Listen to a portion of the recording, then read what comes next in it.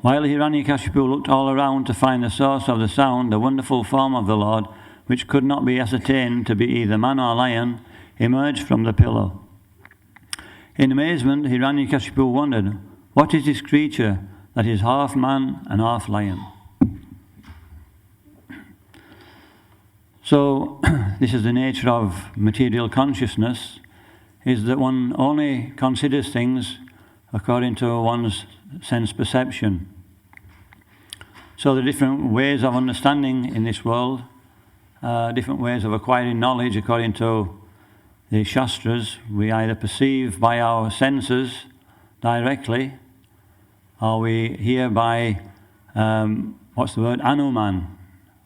This means inference. We infer this or we infer the other. Another one is by what's been passed down through generations. What do they call this one?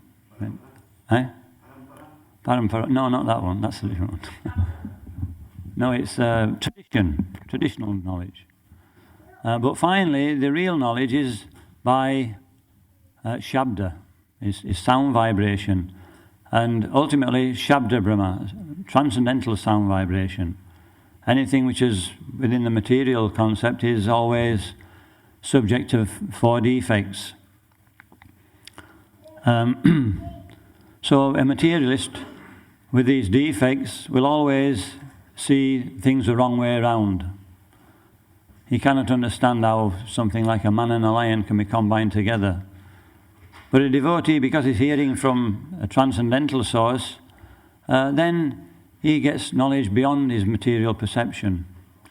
So this is something which, even though Hiranyakashipu was a powerful demon, he stood on one leg with his hands in the air for so long that the ants came and ate all his flesh away. There was only bones left. He was very determined. I remember I was hearing one lecture about determination, false determination. What was the result of Hiranyakashipu's determination? It was his ruin. He suffered day in, day out. A person in material consciousness suffers. He looks like he's enjoying, is that right? He looks like he's enjoying, but inside there's this envy eating his heart away, passion, always wanting something or hankering for something, never peaceful. So this is the result of these material austerities.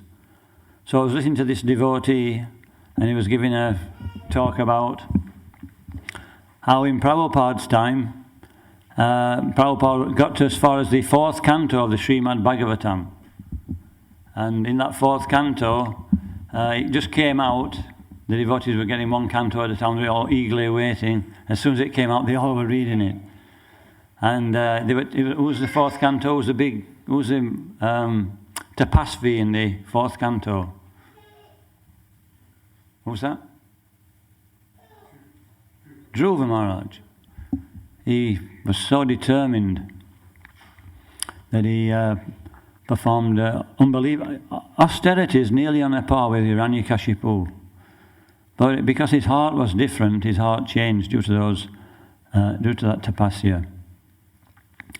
So Dhruva Maharaj was a devotee at heart.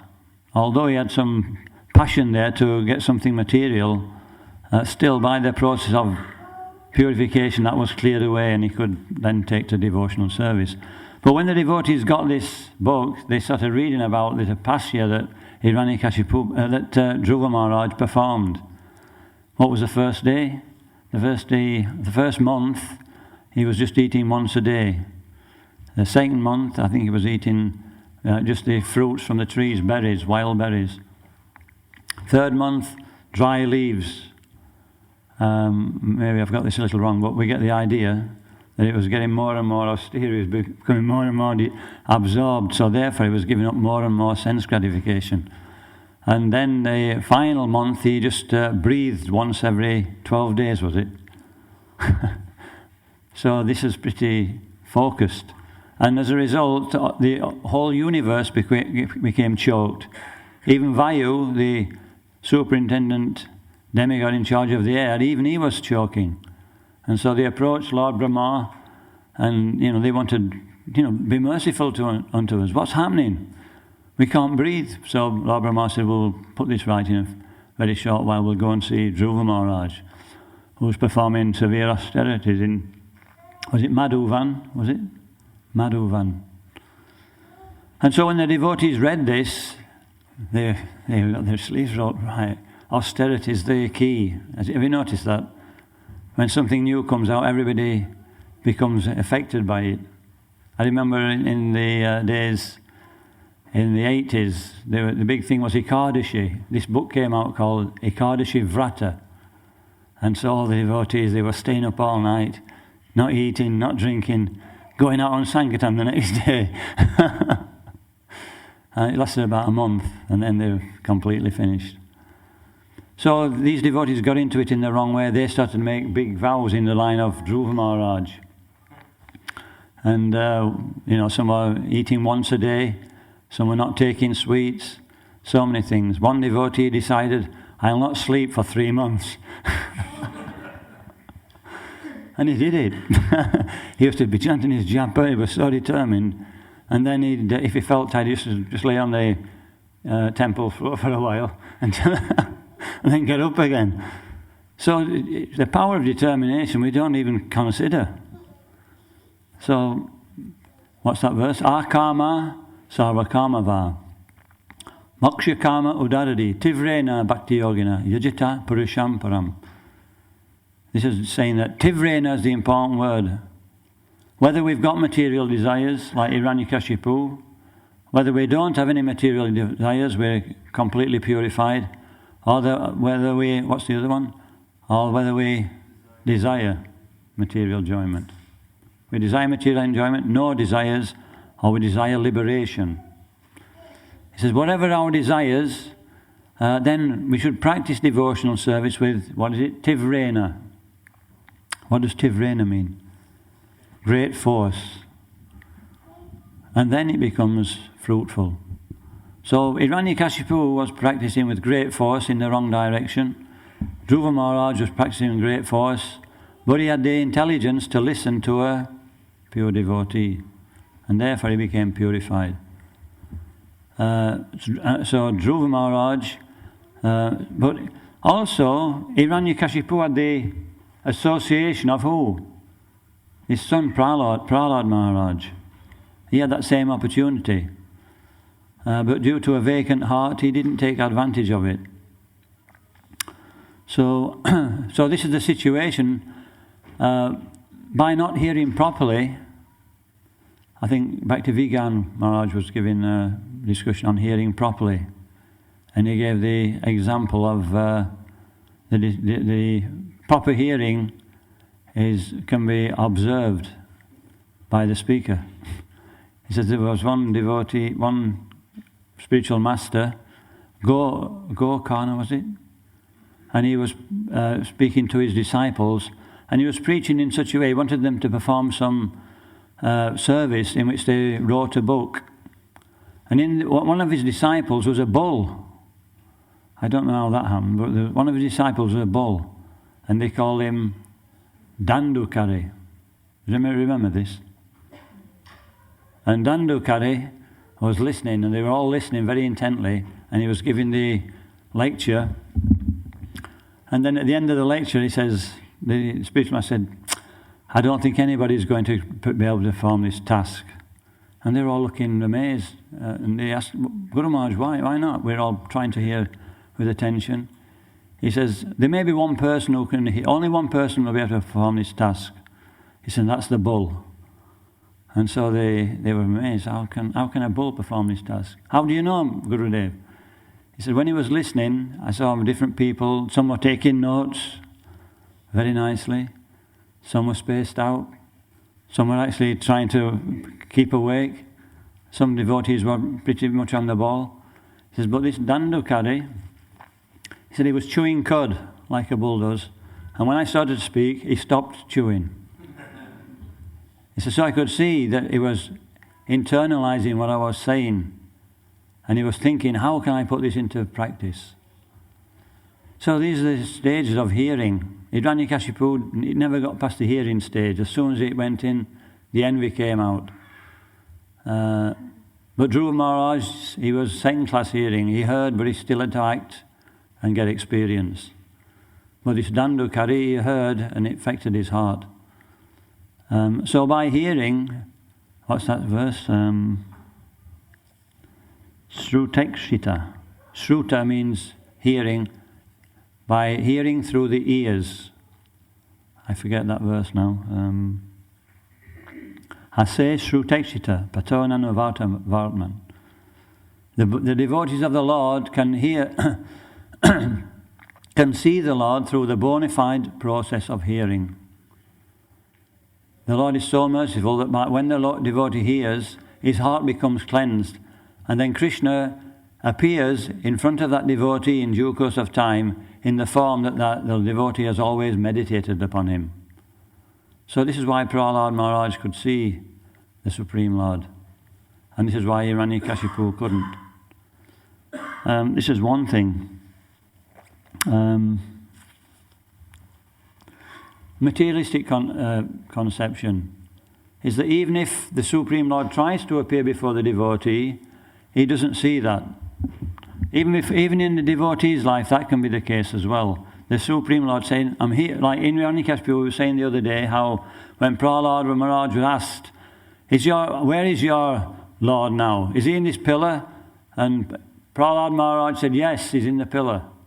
And then there was a story how Nrsingadev peeked out from the pillar and waved to Prahlad Maharaj. So this is... but to see like that, we have to be serious. There's one story about this particular atheist. If we have an atheistic mentality, he was on the roof, sloping roof, and he was mending the roof. And it was a rainy day, so at some point he started to lose his footing, and he was sliding down the roof, and it was like 60 foot over the edge, and he thought, I'm finished. So he started yelling at the top of his voice, "Oh Lord, please help me." He said, there's no atheists in the trenches. There's no atheists when we're in real difficulty. And so just as he was going over the roof, his belt caught in a nail which was hammered into the side of the roof, and he was hanging there, like that. And he said, wow, it's a good job I put that nail there. So how many times do we do that? We pray to Krishna for something, and then when we get the result, we think we've done it. So, one other thing I wanted to mention here is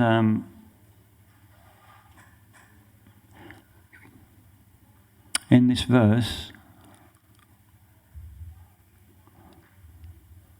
where are we?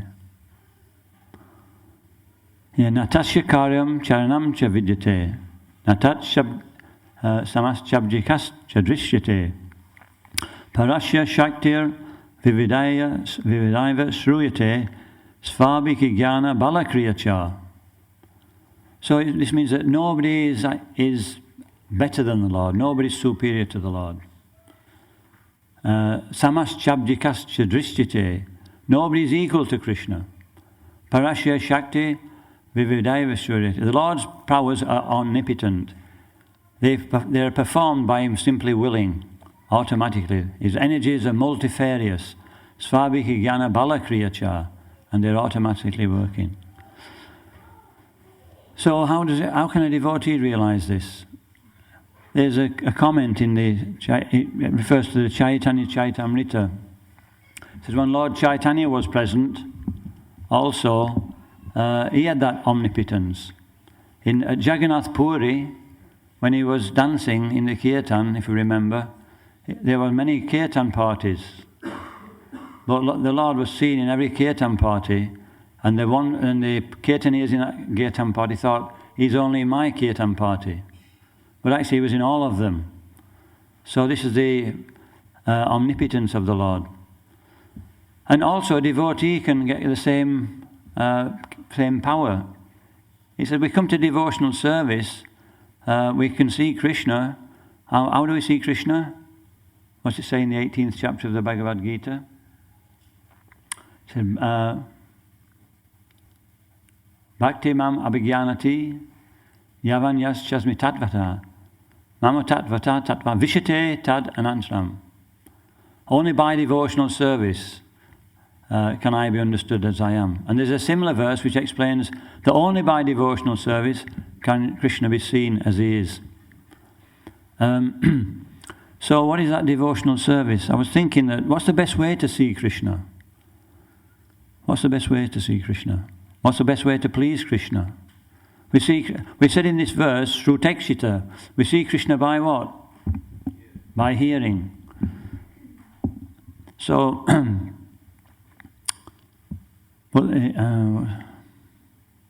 by hearing. Oh, that's right, by hearing. By hearing, we come under the influence of the internal potency of the Lord. Does anybody know a verse from the Bhagavad Gita which mentions taking shelter of the Lord's internal potency? That's the seed verses. There's one more to the point in the 9th chapter of the Bhagavad Gita. Have we got any scholars here? It says, Mahatmanas tumam partha daivim prakriti ashrita bhajanti anya manaso gatva bhutatim avyayam. It says those devotees are under the shelter of the divine potency. They're fully protected by Krishna, and they're under this potency. So then they can have the same potency as Krishna also. How do they achieve that? What's the next verse say? Satatam kirtiyanto mam yatanchascha dridavrata namas yantastaman bhaktya nitya yukta upasite. Always chanting my glories, endeavouring with great determination and bowing down before me. These great souls can worshipping with devotion. So I was thinking one of these things is what was Prabhupada's mood in hearing? This is the point I was trying to come to.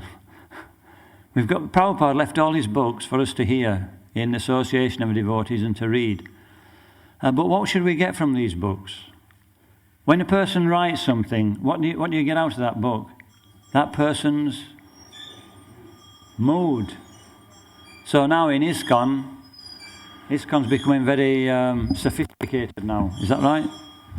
At one time you used to go out on Sankirtan, and if you had time to read, probably a little bit of reading during the day, that was your quota. Class in the morning, and maybe a class in the evening. But not much education in any other respect. But now what do we have? We have VIHE, MIHE, so many seminars. It's like it's class, boiling the milk. But what happens? Do we get Prabhupada's mood out of these books? Because we're boiling the milk, aren't we? We're boiling them. Prabhupada said now's the time to boil the milk. But he didn't mean to say we'd stop adding the milk also. Boil the milk. Boil the milk. Boil the milk. What else? Burn the milk. This is what can happen. We just concentrate too much on the devotees that we have in the temple. And what's happening is that what's the other type of boiling the milk we should do? We should be always glorify me. What is it? What's that verse I've just quoted? Satatam kirtiyanto mam. Kirtiyanto. Yatantascha dridavrata. Namasyantas mam bhaktya nitya yukta upasite.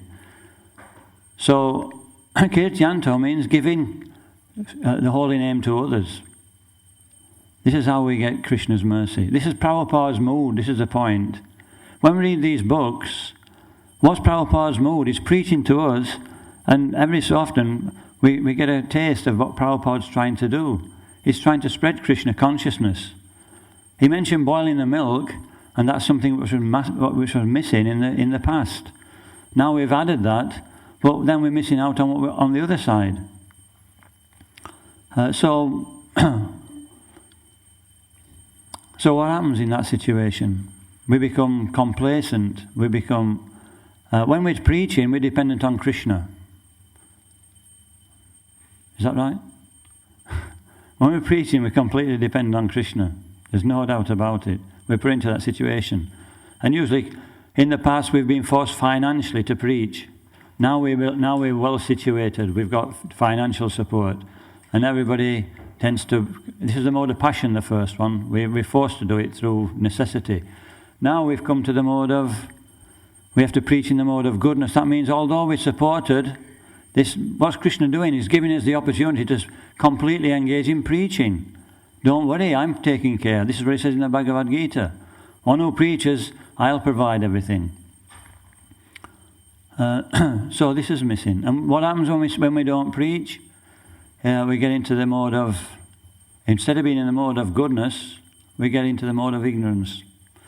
And then all kinds of different ways to support the temple become manifested. We become more and more lazy. And then we add a little bit of devotional service to it to make it, passable. Oh, we're doing this, but actually the real thrust is that we're not doing what Prabhupada told us to do.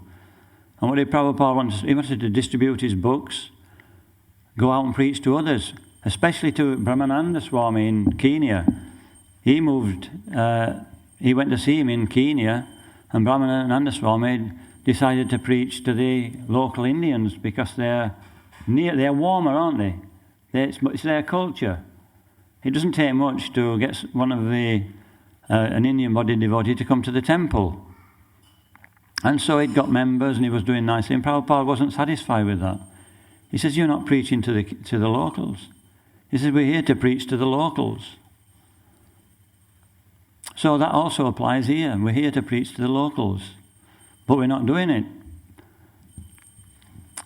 But we're the only ones who can do it. So by this preaching, then we can see Krishna. Then we read Prabhupada's books with that line.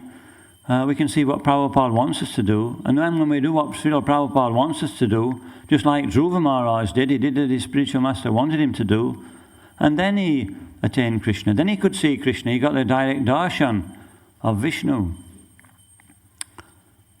So this is a very important point, that we, in a particular sampradaya, we follow the mood of the acharya and not become deviated from that. It may be difficult to follow, but we should do it, because when we do it, then it becomes easy.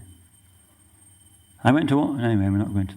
But anyway, this is just something about. We've already gone through this particular. This section is more or less saying the same thing, and my depth of understanding has reached its limit. But the main thing is that the Supreme Lord is omnipotent. He can appear in any situation. So how much more will he appear in a situation which is fertile? And that fertile situation is when we follow the instructions of the spiritual master. And Prabhupada's mood is that primarily, if we make preaching our foremost thing in life, then everything else will be taken care of. And in this way, Prabhupada said that about the book distribution. He said, we're distributing books, it's very difficult. He says, but one day, we'll see Lord Chaitanya on Sankirtan.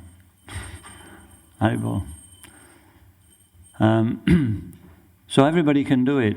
I know that years ago, it was just the Western devotees who were preaching and doing books. We had a Indian preaching section. They were in the minority. And we had a Western preaching section. And the temple was vibrant. You came to the man and said, go to the man if you want to get fired up. I was at Chaitanya College. And we were on the Bhakta course. That was a huge college and a lot of devotees there. And I couldn't wait to get to the manor. And I arrived in the middle of a roaring kirtan. It was ecstatic. And there was like 30 to 50 brahmacharis every morning going out on Sankirtan doing books. And this was the mood. And so we've come a long way from there. But there's no reason why we can't get it back. Because now, due to this bodily identification, we can't preach like they can. But what's happening? The ones who are doing books, what kind of body have they got? They've got an Indian body, and they're doing more books. Or in the marathon, they were doing nearly 100 Bhagavad Gitas a day, one of them. And now that same devotee is at Soho Street, and he's made 4 prime Western devotees, very intelligent, very sharp. So, it's just a matter of our focus. We're becoming disfocused from what we should be doing. We're becoming lethargic. resting on our laurels, keeping it safe, but that won't preach. So just a few words there. So this is what Hiranyakashipu did. Soft bed and gold. He wanted to enjoy life, enjoy the material energy, but he didn't see Krishna. So we have to be like Dhruva Maharaj, follow Prabhupada's example, and then very easily we get a situation which is enlivening for the devotees and enlivening for the visitors who come. So I'll stop there if anybody has any comments or any questions.